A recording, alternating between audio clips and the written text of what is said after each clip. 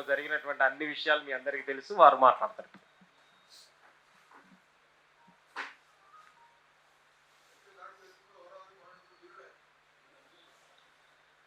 ఓం నమో వెంకటేశాయ.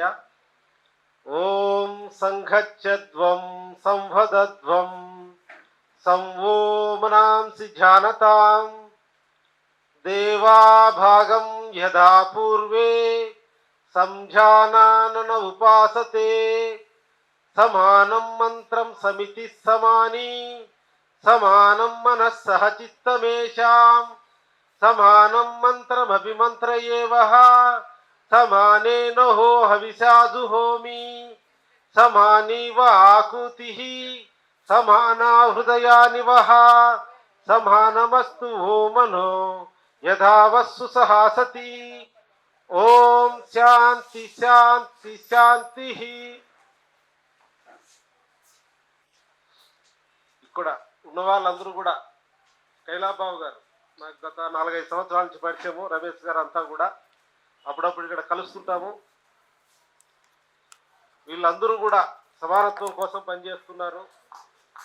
అందరూ మనుషులందరూ సమానమే, వివక్షలు ఉండకూడదని పనిచేస్తున్నారు, మంచి లక్ష్యం కోసం పనిచేస్తున్నారు. ఇక్కడ ఉన్న వాళ్ళందరూ కూడా సమాజంలో అసమానత్వాలు పోవాలి, మనుషుల మధ్య భేదభావాలు పోవాలని పనిచేస్తున్నటువంటి వాళ్ళే. దీనికోసమే ఇక్కడున్నారు రమణమూర్తి గారు, మా గురు సమానులైన వారు. జూన్ 19వ తారీఖు అన్నమయ్య జయంతి రోజు విద్వేషము అసమానత్వాన్ని వ్యతిరేకించే హిందూ సమ్మేళనం అనే సదస్సు పెట్టారు. దానికి రంగరాజన్ గారు చీఫ్ గెస్ట్గా వచ్చారు. విద్వేషము అసమానత్వాన్ని వ్యతిరేకించే హిందూ మతం, హిందూ మతంలో విద్వేషము అసమానత్వం ఉండకూడదని వారు ముఖ్య అతిథి, వారే మాట్లాడారు. ఆంధ్రజ్యోతి, స్టేట్ పేపర్లలో, మీడియాలో పెద్ద చర్చ జరిగింది. అదొక సంచలనం ఆ రోజు సమావేశం. అంతటితోనే ఆగకుండా విద్వేషము అసమానత్వాన్ని వ్యతిరేకించే హిందూ సమ్మేళనం అని, సనాతన కహాలి అని రమణమూర్తి గారు, జయభారత్ కార్యకర్త ప్రతి నెల 1-2 కుటుంబాలు కలుస్తూ రండని హిందూ మతంలో ఉండే విద్వేషాన్ని అసమానత్వాన్ని వ్యతిరేకిస్తూ సమ్మేళనాలు నిర్వహించడం అనేటువంటిది జరుగుతుంది.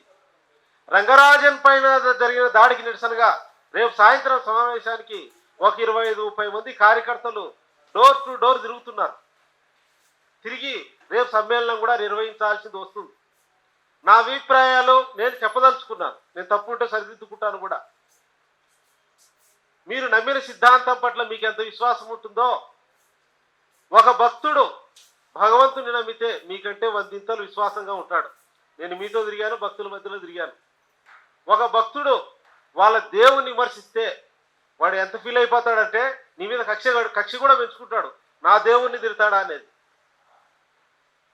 ఎందుకంటే భక్తుడు అనేవాడు, భక్తిలో కూడా మోసం చేసే వాళ్ళు ఉన్నారు. అటువంటి వాళ్ళ గురించి నేను కాదు మాట్లాడేది. ఈ దేశంలో 90% మంది అది ఏ మతాన్నమే భక్తిభావాన్ని కలిగి ఉంటారు. అది చాలా సెన్సిటివ్. భగవంతునికి భక్తునికి ఉండే బంధం చాలా ప్రగాఢమైంది. అది సెన్సిటివ్ మ్యాటర్.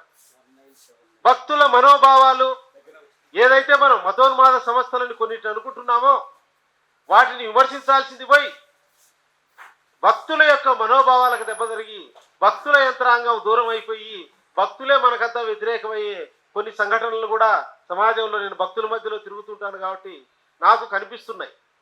మీ ఆశయం మంచిదే, మీ లక్ష్యం మంచిదే, కానీ భక్తుల మధ్య, అభ్యుదయాల మధ్య ఇంత గీత గీసుకొని ఇంత గ్యాప్ ఉండడం అనేది నాకు సరిగా అనిపించలేదు. భక్తులు ఎవరు కూడా అంత అవగాహనే ఉండదు. వాళ్ళకు భగవంతుడు, భక్తి, దేవుడు నమ్మకంతో వాళ్ళ పూజా విధానం పద్ధతిలో వెళ్తుంటారు. కనుక అది ఏ మతంలోనే ఎవరికైనా కానీ అభ్యుదయవాదులు భక్తులకు, సామాన్య భక్తులుగా ఉంటూ మీలాగే పనిచేసే వాళ్ళు ఉన్నారు. మనుషులందరూ సమానమే. తాళ్ళపాక అన్నమాచార్య చెప్పాడు, బ్రహ్మం ఒకటే, పరబ్రహ్మం ఒకటే, మెండైన బ్రాహ్మణుడు మెండు భూమి ఒకటే, చండాలుండేటి సరిభూమి ఒకటేని సమానత్వాన్ని చాటి చెప్పిన మహనీయుడు. అటువంటి మహనీయుడి ఇల్లు అదే చెప్పాడేనో తిరుమలకొండ పైన ఆయన అన్నమయ్య గృహం కూల్చారు. ఆ అన్నమయ్య గృహం కూల్చేస్తే జయభారత్ సంబంధించినటువంటి కార్యకర్తలు దళితులే 90% మంది 11,50,000 సంతకాలు సేకరించి 3 నెలలు పదయాత్ర చేసినటువంటి ఘన చరిత్ర. కనుక ఈరోజు తెలుగు రాష్ట్రాల్లో 27,800 మంది అర్చకులకు ప్రమాదం ఉంది. అర్చకులు ఎవరు? మతోన్మాదులు గారు. అర్చకులు పూజ చేసుకోవడం, దేవుని గురించి భక్తి గురించి చెప్పడం. రే నాయనా, నీకు హక్కు లేదు, నువ్వు ఇట్లా పనిచేసేదానికి కుదరదు. అర్చకుడు అంటే నాకు సైన్యాన్ని ఇవ్వాలా, నాకు డబ్బుని ఇవ్వాలా, నా యుద్ధానికి నువ్వు బానిసగా నువ్వు పనిచేయాలని వీరరాఘవరెడ్డి అనే ఒక వ్యక్తి చెప్పడం అనేది చాలా బాధాకరమైన విషయం.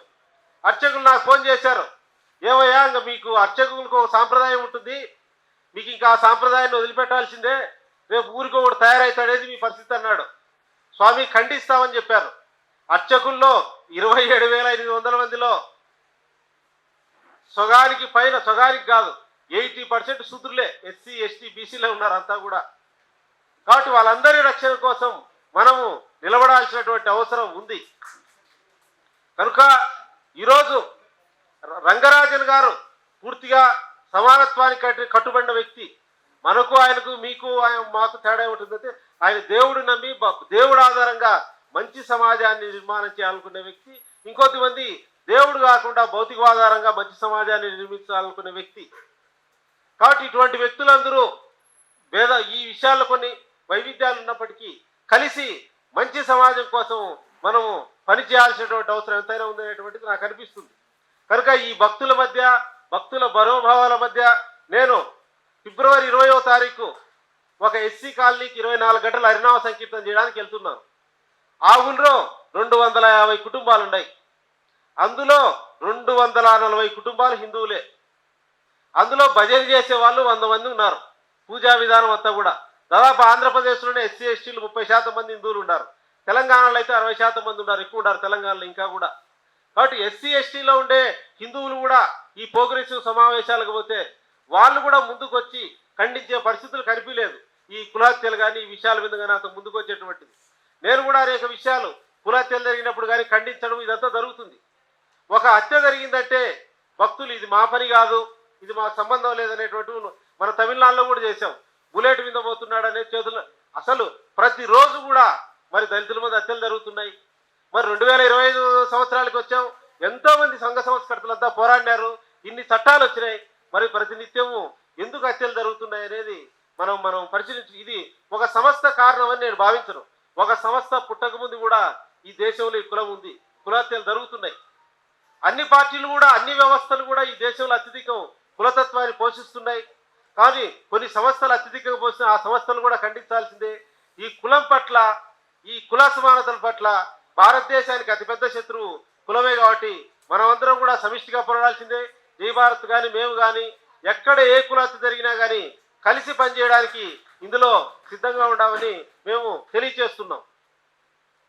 కనుక నేను ఒక చిన్న విషయం చెప్పి ముగిస్తాను, అంతేందుకు తెలంగాణది చెప్తాను. యాదాద్రిలో కొండపైన భజనలు చేసుకోవాలని 3 సంవత్సరాల నుంచి పోరాడుతున్నారు. 10,000 మంది వెళ్ళి నిరసన చేశారు. ఆ ప్రభుత్వం అనేది ఇంకో ప్రభుత్వం వచ్చింది, కొండ మీద భజనలు చేసుకొని లేదు. వాళ్ళంతా ఎస్సీ ఎస్టీ బీసీలే. అక్కడ దానికి ఎందుకు? దీని గురించి మాట్లాడే వాళ్ళు లేడు, అభ్యుదయవాది పట్టించుకుంటే లేడు, ఇటు వీళ్ళు ఎవరు పట్టించుకుంటే దిక్కే లేకుండా పోయింది. కాబట్టి దేవాలయాల దగ్గర, భజనల దగ్గర కూడా అసమానతలన్నీ కూడా ఎదుర్కొంటూ ఉన్నాం. ఇది భక్తిలో కూడా ఉంది కుల సమస్య. అడుగునా భారతదేశంలో అడుగు తీసి అడుగు పెడితే కులమే పెద్ద సమస్య. అన్ని చోట్ల కూడా అసలు కులం కనిపెట్టాలంటే ఏ బుక్కు చదవలేదు. ఒక గ్రామానికి పోతే తెలుస్తుంది. గ్రామానికి ఆ ప్రజల మధ్య తిరిగితే ఒక కులం ఎట్టుంటుంది, రెడ్డి ఎట్టుంటాడు, వెలం ఎట్టుంటాడు, ఇంకో కులం ఎట్టుంటుంది, ఆ ఊర్లో తిరిగితే స్పష్టంగా వర్ణ వ్యవస్థ మనకు కనిపిస్తుంది. ప్రతి ఊర్లో కూడా కనిపిస్తుంది. ఇది ఈ సమాజం యొక్క మూలం నుంచే ఉంది. అందుకే వేల మంది నారాయణ గురు, వీరబ్రహ్మం, అన్నమయ్య, కొన్ని వందల మంది హిందూ సంస్కర్తలు పోరాడుతూ వస్తున్నారు, అభ్యుదయవాదులు వస్తున్నారు. దీని పట్ల పోరాడాలి. ఎవరికి ఈ సమాజంలో ఏ అన్యాయం జరిగినా కలిసి సమిష్టిగా పోరాడుతూ ఈ రంగరాజన్ పైన జరిగినటువంటి దాడిని, ఇది ఈ మతోన్మాదులు చేసినటువంటి ఈ దాడిని, ఎవరు రామరాజ్య స్థాపన పేరుతో రాముడి స్ఫూర్తిగా విరుద్ధం దాడిని, దీన్ని గ్రామ స్థాయికి దీన్ని పెద్ద ఎత్తున ఉద్యమంగా చేసి ఇది హిందువుల్లో చైతన్యంగా కలిగించడానికి దీన్ని సరిగా అవగాహన చేస్తే సమాజంలో మంచి చైతన్యం వస్తుంది తెలియజేస్తూ ఇంతటితో నా ప్రసంగాన్ని ముగిస్తున్నాను.